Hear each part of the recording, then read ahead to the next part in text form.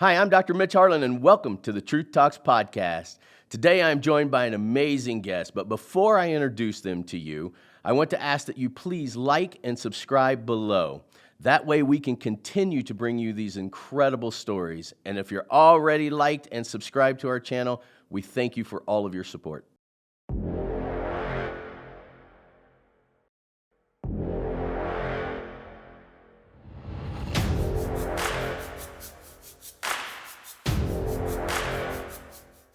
My guest today is Eva Clay. This is going to be so much fun.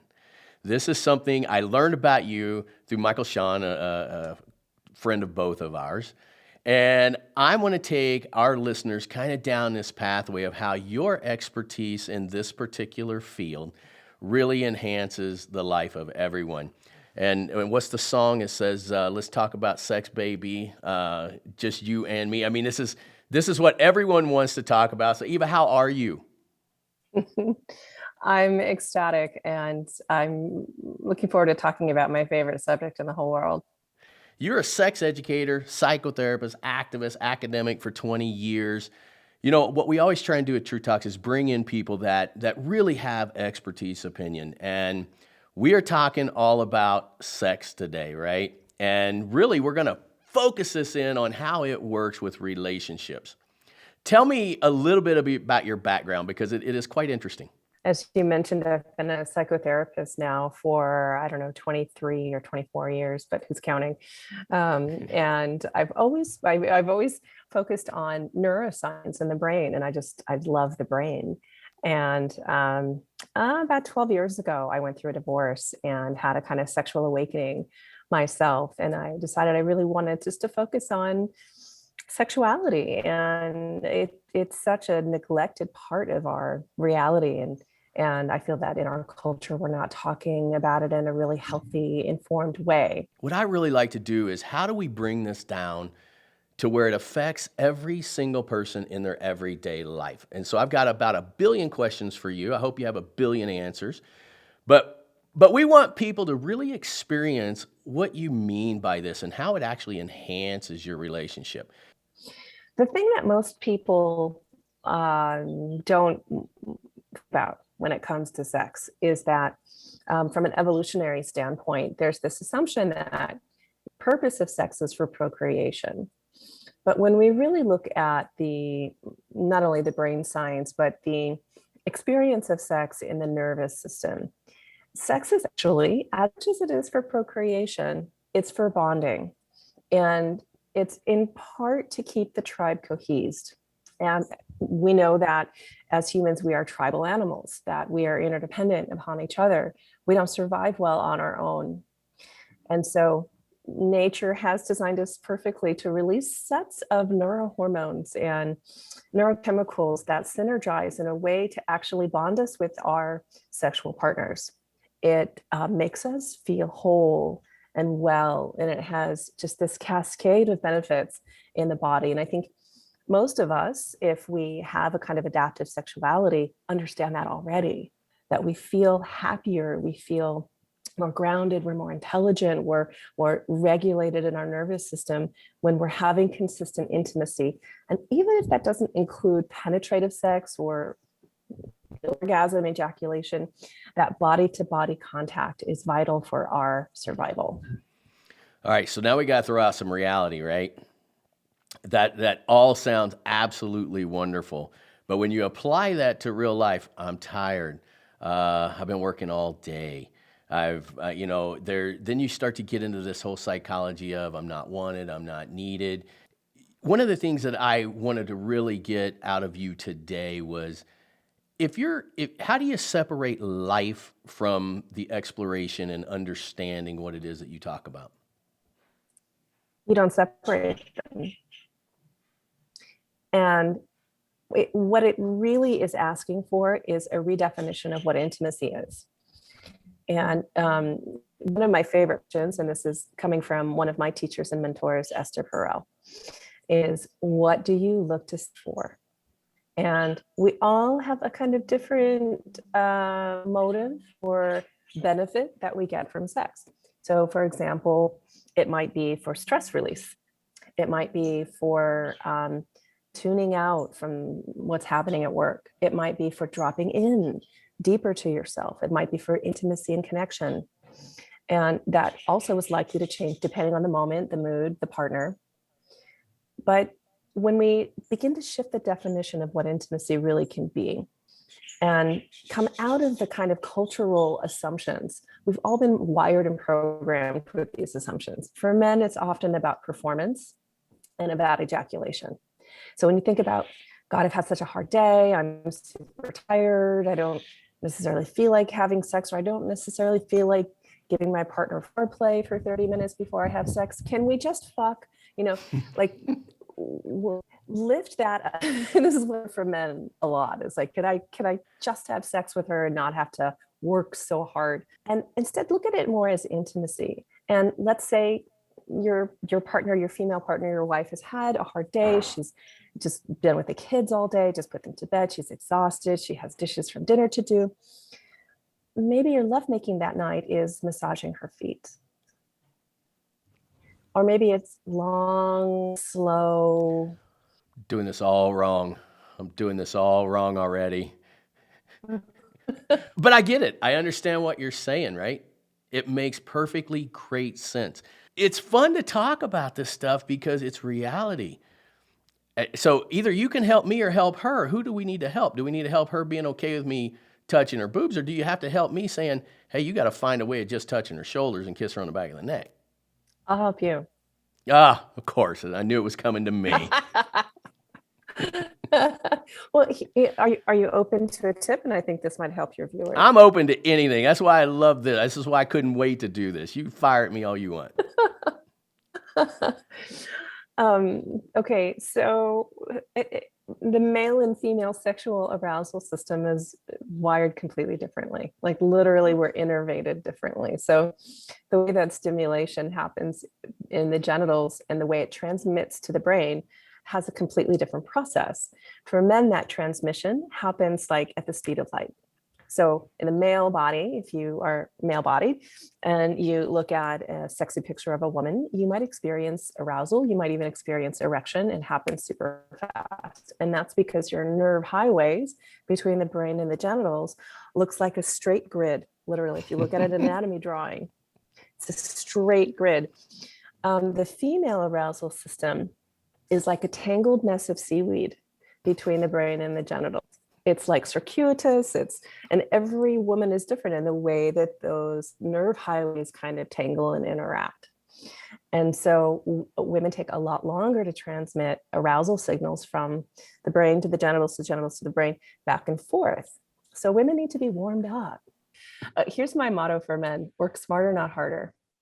So when you figure out your partner's highways, meaning like her portals, her entryway to arousal, start there and slowly begin to open her up. Like a woman will blossom in her sexuality, and you hopefully you know this, that once she does blossom and she feels held and cared for and safe and attuned to, that she really has your attention, she'll turn on fire. She's going to light up and she becomes the tigress, but she has to be warmed up. This is such a huge topic, though, because no one seems to want to talk about it. And literally in almost every case that we do in all relationships, it always comes down to this kind of intimacy type thing, the trust, the everything, but it does seem absolutely focused around sex.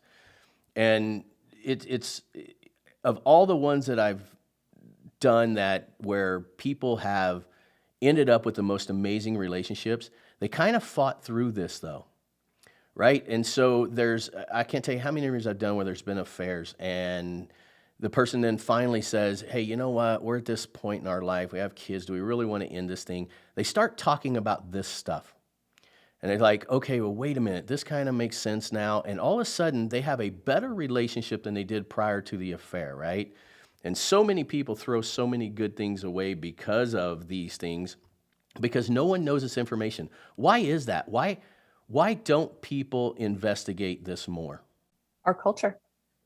It's called cultural stigma.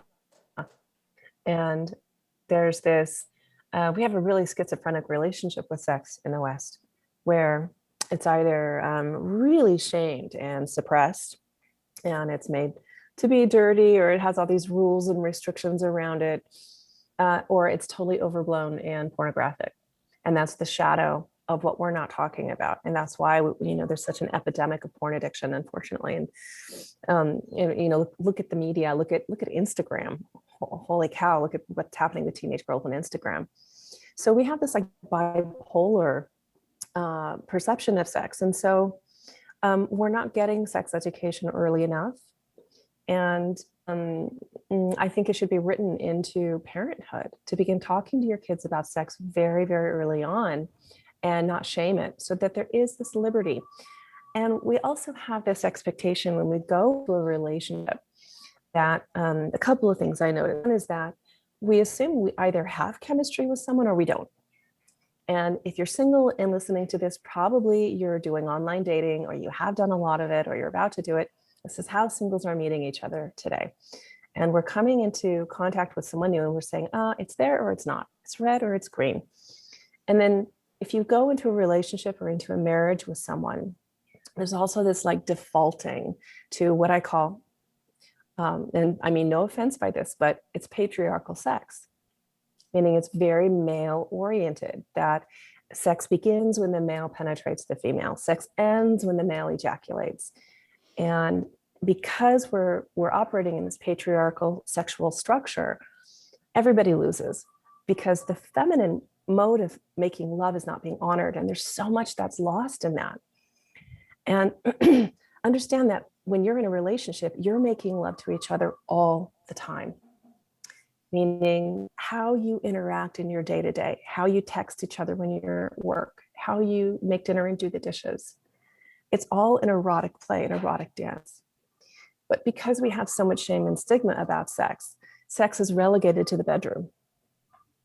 So we do our work, we cohabitate, we raise kids, but then at night, maybe after 10 and the kids are asleep, maybe we have enough steam to have sex. That kind of model is not a sustainable one. And to understand, like, you are constantly stoking the fire of your erotic connection. And when you get that, you can really have a good time with it. Flirt with your partner. Send him a naughty text during the day. So instead of grabbing her boobs when she's doing the dishes, wrap your arms around her belly and breathe into her ear, like in a way that she loves to be seduced and turned on. And that's the great opportunity that I hope you and all your listeners can take. So tell me this, you say you talk about sex early with, so here's a conversation I had with my daughter. So my daughter's 15. She does this self-tanning stuff. She's a cheerleader. There was a little extra dark stuff here. Kind of looked like a hickey for just a second, although she knows I'd probably kill her. But here was our conversation. I'm like, I look at that, I go, what the heck is that? And she goes, oh, it's just tanning lotion. And she kind of giggles, And I tell her, listen, whatever your boyfriend does to you, I'm going to do to him. So you better be prepared for this. I don't think that's the talk that you're talking about, is what I'm guessing. Am I screwing up my kids? Because I'm not going to talk to my 15-year-old daughter about sex, because it makes me want to go hurt people. Yeah, and yet she needs you to talk about sex with her. Oh, I can't do it. Especially from a male perspective.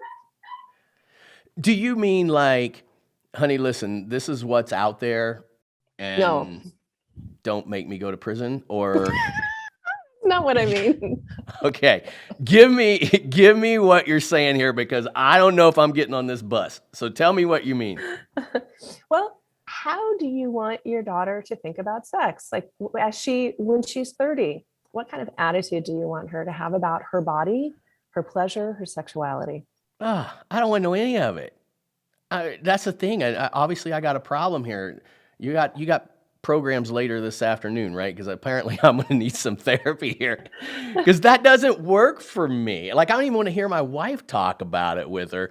And now, which is a crazy conversation that we have. Like, am I reverting back to when I was 16? Because I'm sitting there thinking, oh my God, that's not okay. Well, think of it more of like a philosophy or an attitude. What attitude and philosophy do you want your daughter to have about her body, So not just about sex with men or sex with other people, but about her own sexuality, her own body. Do you want her to feel shameful about it? Do you want her to feel embarrassed? Do you want her to feel expressed or healthy? Do you want her to feel at ease and comfortable and in love with herself? If you like, you decide as the parent, how do you want your child to feel about sexuality, not just her own, but in general, globally? And you Okay. begin to lay those tracks. I can get on that bus. I can get on that one. All right. Okay, so we have that conversation. Is it perfectly okay when he comes to the door, take him in a room and say, all right, she feels beautiful. She feels all the stuff that we talk about. Now I'm going to kill you if you act upon any of that. Is that what you're telling me? Because I can get on that bus. I can do that one. Oh, okay. Oh, yeah. I can get on that bus too with you. All right. Well, then, okay. All right. That one more problem solved. That was good. I feel better about myself. You know, one of the other things that I've done a lot of work in is, as I was writing down these interviews, there's a whole lot of things neurochemically that come on, and I broke it down into decades of life. You know, this day and age, everything is swipe left, swipe right, what you talked about, right? Red or green. And it doesn't seem like there's much meaning in there. It's almost like we're not designed for that, though. It's like that moment where you're trying to build up who you are, what you're about, and it definitely seems more physical. Then 30 to 40 is the baby years, and people are losing their shape. And then you get to 40s, which is when usually all the bad, fun stuff happens. We'll call it bad or fun, however you want to look at that. Then you get to 50, and you kind of come up with this awareness, right? Kind of like what you talked about, that awareness type of thing. Is all that normal, though? Well, I appreciate your construct. And I think all of that is changing. All of that is shifting. As our gender roles are shifting, our expectations, marriage is shifting. We're at an all-time low rate of marriage. Actually, the only demographic, the only population where there's an increase in marriage is the gay population. And otherwise, it's plummeting. So people are losing their reasons to get married culturally. And I think some of what you're sharing is like hormonal, and it's about the energy in our bodies and what's appropriate, what's our psychology at the different stages of life. But again, all of that is shifting too. So again, one of the fastest rising phenomenons that we're looking at now is women over 40 having children. Right. And so women are waiting later and later in life to get married or to get pregnant and have a child because they want to get their career stabilized first. I think it's actually becoming less and less common for women in their 30s to get pregnant. Which is fascinating that you say that, because it certainly seems like when people have these types of awakenings, like it decreases stress. Again, we could go back to the hormones and so on and so forth, but I want to keep this as real as we can possibly get it.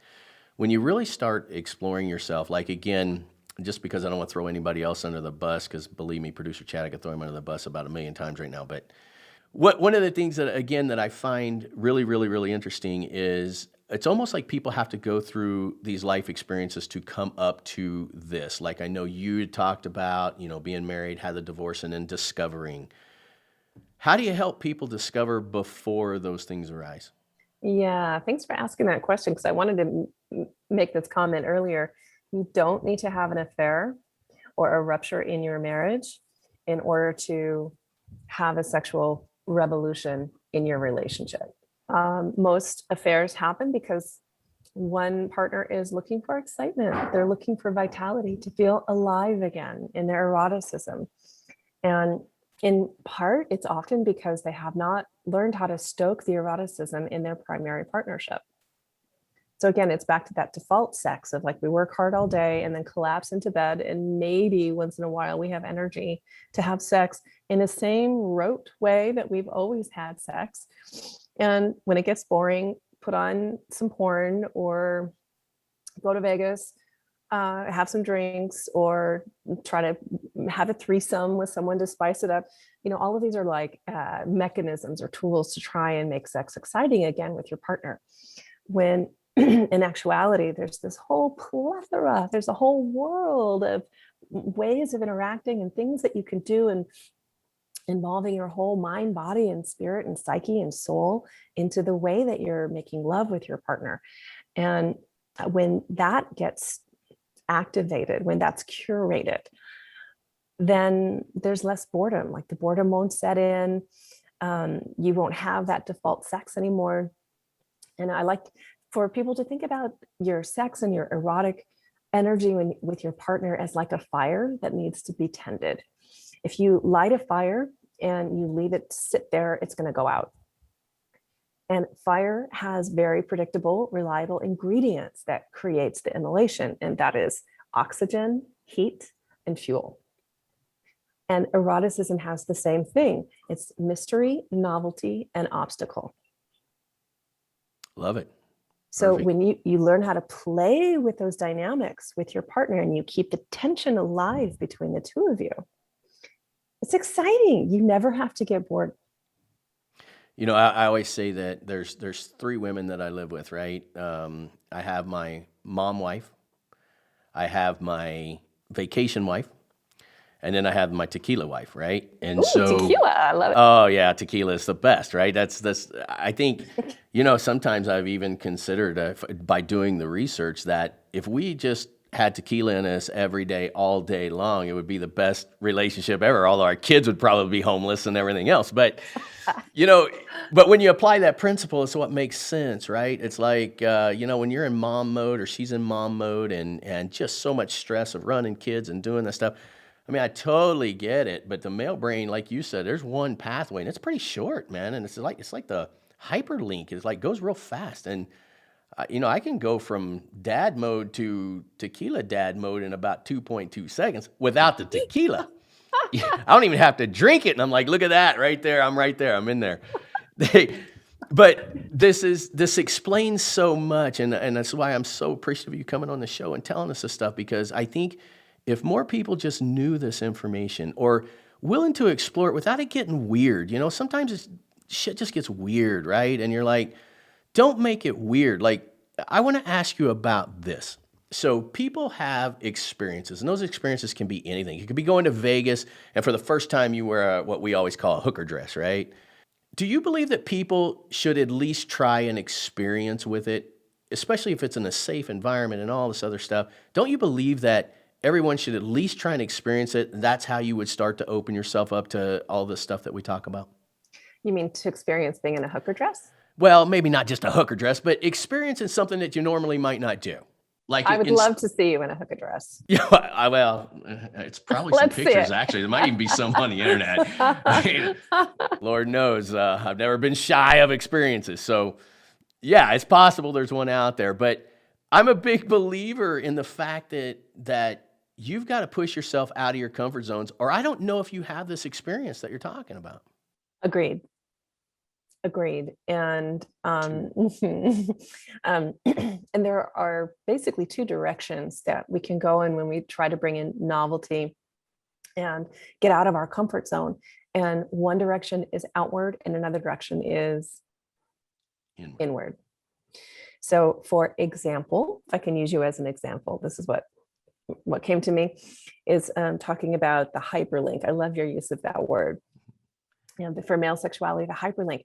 So going inward to change that script in your nervous system would be like taking some deep breaths. Take 5 deep breaths before you touch your wife's boobs and slow that down. Okay. And so then what happens is your wife will probably begin to regain her trust in your self-mastery and your ability to hold and contain yourself. And she'll actually start opening up to you more quickly.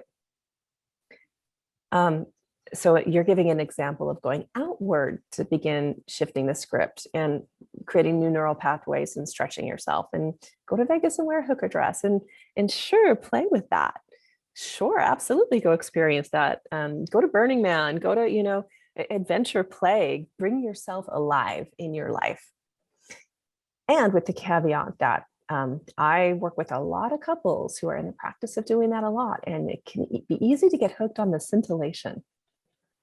Correct. Right. And so you need a bigger thrill and a bigger thrill and a bigger thrill. Like first it's like watching some porn together, and then it's going to a swinger party and having a threesome, and then it's going to Vegas to a swinger conference, and then it's like, you know, send in the clowns kind of thing. Like you just need more and more stimulation. So I want to make this pitch to also go inward in that stimulation. And here's one great idea for your listeners is to take one night a week and take turns having what I call temple night, and take turns lavishing your partner with love and praise and honey. Just like literally pour love into their heart, pour love into their body with no expectation of anything in return. And alternate, like every other week, somebody gets honored, and spend an hour giving your wife, like sit at her feet and like what she doesn't like massage or whatever, but whatever she likes, spend an hour lavishing her. And you'll find that what you're doing is pouring honey into your whole relationship. And then she's going to pour it into you. So that's an example of shifting the sexual script in a more subtle way that's going to bring you closer together. And then when you do have sex, like let's say you set a parameter, you worship the other person for an hour, and then after that, all bets are off. You can do whatever you want. So swing from the chandeliers, have great monkey sex, whatever that looks like, but make that 1 hour sacred. But you bring up something really fascinating, okay? Is in this world that we live in, there are always factors, right? One of the factors is you have religious factors. I think everything that you've talked about would still fall in the religious belief, but there's a lot of that plays a big role. And I think a lot of things comes down to interpretation, but I love everything that you said, because I was sitting there thinking back to myself, is there anything that you said that wouldn't be okay if you're a devout whatever it is, right?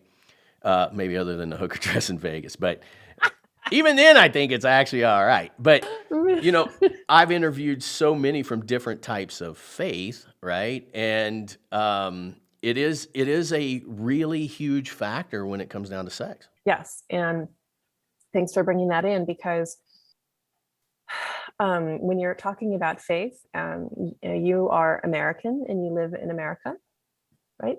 Mm-hmm. When we talk about faith, probably you're talking about Christianity or Judaism, or Catholicism. Mm-hmm. So broadly Christianity, probably. And Christianity has, unfortunately, a very shame-riddled relationship to sexuality. And certainly it's not the only religion, like most contemporary religions have that. And so you're most likely having sex again in a patriarchal construct, meaning this is so deeply embedded in our reality, in our consciousness, that sex is for men. And the male pleasure is far and away more important than the female pleasure. And women absorb and internalize this too, and it's so unconscious we don't even realize it. So in terms of my perspective, like where religion comes into this is that it's usually male dominated. And, God bless men today. I'm not blaming men. I'm blaming our years and years and years of patriarchal culture. And so one really beautiful way to begin reversing the effects of that, let's make a very solid construct. I have this as a policy for the couples I work with, is she comes first.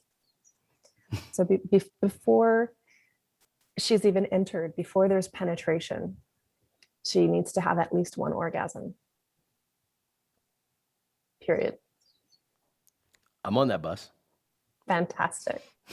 I don't know many guys that aren't on that bus. We're like, yep, get on that bus. There is a lot of really, really, really good research, though, that actually men are more turned on when they feel like the female is being pleased. And it's actually quite overwhelming. When you start talking about sex, it's such an intimate thing. I think people don't want to evolve into those types of conversations. Men talk about it all the time, women rarely do. And that was actually a study that was just published here in 2019, which was a fascinating article. I think a lot of it comes down to just literally the ineducation or the just unwillingness to talk about it. So for our women viewers out there, how does somebody bring that up? Do you talk about that with your best friend? Men, we just say, hey, if you gossip all this information, I'll kill you myself, right? And so we kind of have that thing. How do women have this conversation? Women talk about sex all the time.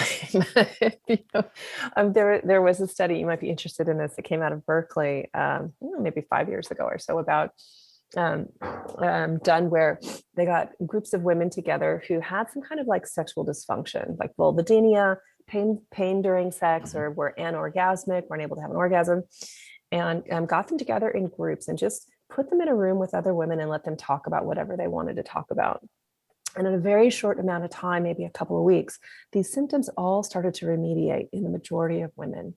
So just talking about sexuality and what's happening for them with no intervention whatsoever began to lift the symptoms. And so I believe that it's the shame, like how we constrict sex as a topic, that creates tension in the body and the nervous system. And then it shows up symptomatically in our lovemaking. Well, this is the perfect segment where I want to go. What do you think about these places that people go for this psychedelic stuff? I'm actually an MDMA psychotherapist, so I'm trained in doing MDMA assisted psychotherapy. And so I just I'm a big believer, but I'm also very judicious and very cautious about that. So if you're listening and you're thinking you want to do some psychedelic work, make sure that you get yourself into the hands of a professional and someone very, very qualified. And it's not a recreational experience, it's a therapeutic experience. So I want to be very clear about that. But certainly certain medicines, like the research is like the proof is in the pudding. Just look at the research about what we're able to do specifically with psilocybin, which is known as magic mushrooms, around death anxiety in cancer patients. Look at the research around working with trauma and PTSD. In particular, I was trained to work with war veterans with PTSD and using MDMA. So we're able to provide healing and relief in such an exponential way using these medicines. And I'm thrilled that they're being unscheduled as, felony crimes. And there's more and more research. So I think if you're curious, definitely look into that. This is why I wanted to bring this up. Thank you for every single word you just mentioned there. People have to know that you don't know what you're doing, especially if you've never done it before. It has to be done in a safe environment where there are people who know what they're doing. Yeah. Again, even this conversation is highly controversial to a lot of people, but on the same token, there are so many people that this is working absolute unbelievably for, and I wanted you to get that out there. I wanted your opinion on that. I absolutely 100% agree with you. It has to be done in a controlled environment where you know every possible scenario. So here's the last thing I want to talk to you about. Okay. Men and women. Eva Clay, I've done a lot of work looking you up. Just after our conversation today, there's no doubt you can be extremely helpful. So first thing I want to know is, how can people get in touch with you? And is it more female, more male, or is it 50-50? I work with men and women in couples. You can get in touch with me at evaclay.com. That's EVACLAY.com. And you can reach me through my website. And, I'm here to serve love. I'm here to help people love each other more deeply and with pure hearts. And through the matrix, through the prism of sexuality, which I believe is an expression of love. And so it's my great joy, my great honor to do this work and to serve anyone who wants to step into it. And here's the one thing I do want to say about you, because before we bring on any guest, I have to feel comfortable with them, right? Because I feel an obligation, duty to our listeners to bring really good stuff. There's a lot of people in this world who do quasi what you do, but you have the experience, you have the background, you have both the academia type stuff with personal experience. I think you're perfect for anybody who's looking to really get some help with this. And I think we probably all need help. Matter of fact, I probably should sign up because I got all kinds of issues. But I do want people to know that you were brought on this show because I'm a big academic guy, and I know that that's where you're at as well. But you bring this in because there's the hippie. It's all just about the love and so on and so forth, but they don't get that valuable knowledge of maybe the psychedelics, but how to do it safely, how to do it in a controlled environment. So thank you so much for coming on our show. This can't be a one and done here. I mean, there's so many billions of questions I wanted to talk to you about, but I wanted to get you on this show because I know you're busy. Hopefully we can drive a lot of people to you because this is an area of life that is so crucially important to just a healthy relationship, not only in the bedroom, but in life in general. So thank you again so much for giving up your time for us. It's my pleasure. Thanks, Dr. Mitch. You're so welcome. Thank you.